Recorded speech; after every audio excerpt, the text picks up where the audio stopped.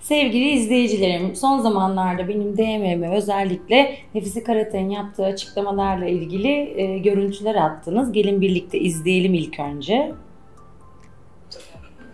Çok şaşırdım. Evet. Dolgu da yaptırmıyorum, botoks da yaptırmıyorum. Hiç. Bak yok. Ne botoksum var, ne dolgum var. Hiçbir şeyim yok. Artık botoksu Neden? herkes yaptırıyor. Evet, biliyorsun. herkes yaptırıyor. Bir kere botoksun çok sağlıklı olduğunu düşünmüyorum. Sonuçta bloke ediyor, kasları küçültüyor.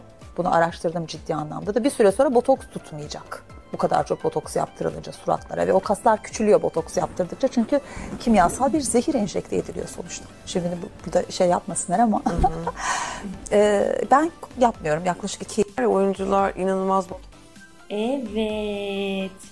Şimdi kişinin dolgu ya da botoks yaptırması tabii ki kendi tercihidir arkadaşlar. Ama kişinin dolgu ya da botoks hakkında konuşabilmesi için de ehli olması lazım.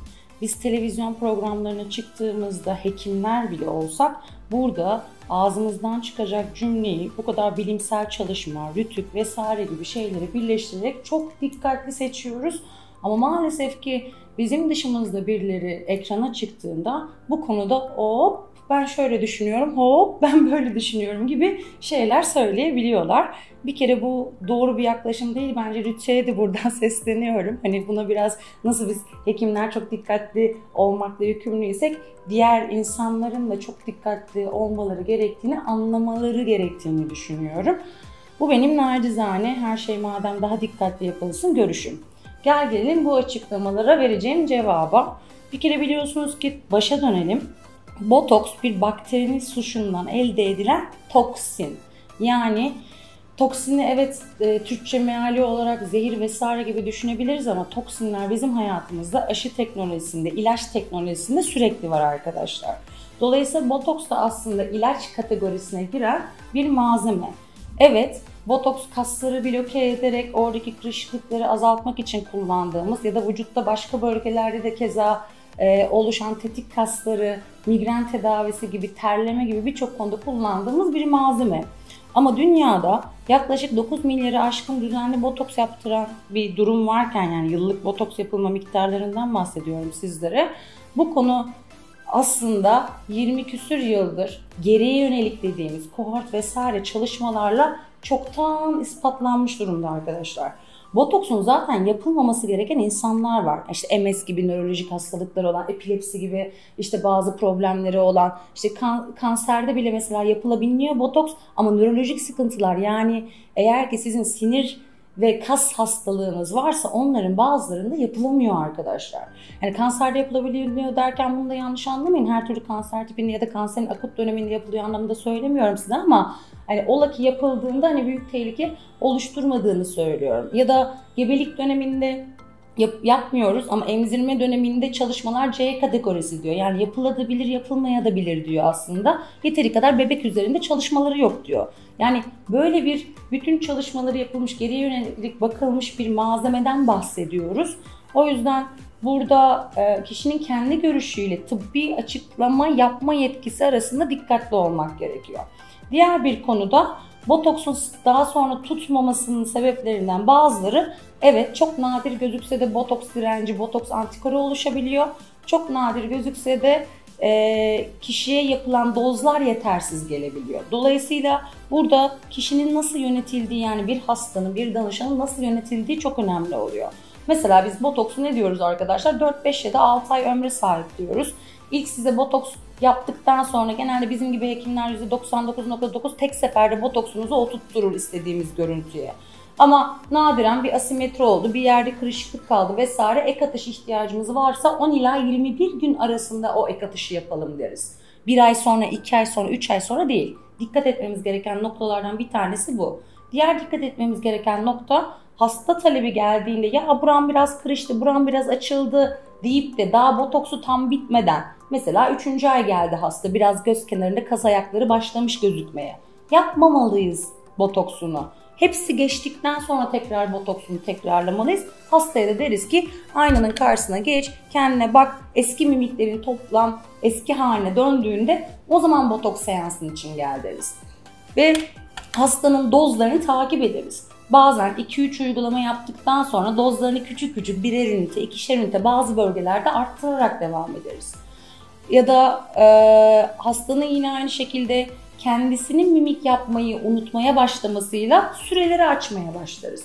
Bu ne demek? Bazı hastalar der ki ya ben sizin botoksunuzu 8 ay kullandım, 10 ay kullandım. Çünkü evet yaptığımız botoks onun metabolizması daha geç atıyor olabilir. Bu bir. Ya da hasta zaten çatmayı, çok fazla kısmayı kendisini, yani mimiklerini yok etmekten bahsetmiyorum. Kendisi biraz unuttuğu için o mimikleri reaksiyon olarak yapmayı daha uzun süre botoksunu kullanmış oluyor. Dolayısıyla evet, kararında ve doğru ehli insanlarla yapılan her şey size hiçbir zaman zarar olarak ya da ileriye dönelik bir problem olarak dönmeyecektir arkadaşlar.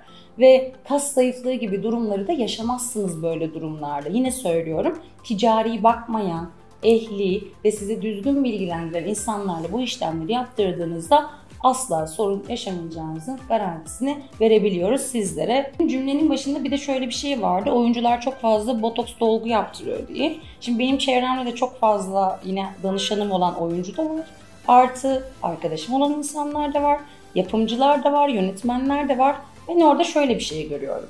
Bazen karakter gereği oynayacak karakter çok dikkat çekici bir karakter olması gerekiyorsa ve günümüzün bir kadını olması gerekiyorsa evet, o zaten çok charming, çok dikkat çekici gözükmek istiyor ekranda ve yönetmeninin izniyle, yapımcısının izniyle zaten o işlemleri yaptırıyor. Ama genel olarak karakter oyuncusuysa eğer kendisi, o zaman çok dikkat ediyor. Hani bir kırışığım aman kapanmasın, işte kızgınlığımı daha iyi gösterebileyim vesaire gibi. Yani dolayısıyla oyuncuların da kendi aralarında yaptıkları işe ve aldıkları karaktere göre bazı farklılıklar var arkadaşlar. Dolayısıyla burada aslında kişinin orada kendini nasıl konumlandırdığına ve hekimiyle, dolayısıyla hekimi ve diğer insanlarla birlikte nasıl bir şey ortaya çıkartacağımıza bakmamız gerekiyor. Oyuncular da insan sonuçta, işte evlenebiliyorlar, doğum yapabiliyorlar, işte iş alma sıkıntısı yaşayabiliyorlar ve o dönemde işte kilo alıp vermiş olabiliyor, cildinin daha iyi olmasını isteyebiliyor, yüzünün daha dikkat çekici olmasını istiyor. Ben görmedim ki yüzüne yapılan işlemler cuk diye iyi oturmuş bir oyuncuya niye sen bu estetiği yaptırdın diye bir tepki aldığına tanık olmadım arkadaşlar.